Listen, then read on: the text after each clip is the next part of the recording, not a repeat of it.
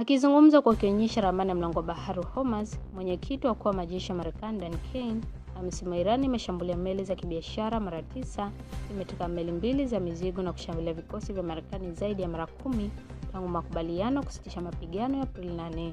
Amesema hatua hizo bado hazijafikia kiwango cha kuanzisha tena mapigano makubwa kwa sasa. Kane amesema mashambulizi ya Iran ya makombora, drone na boti ndogo dhidi ya vikosi vya Marekani katika mlango huo jana alizuiwa kwa mafanikio na helikopta za Marekani.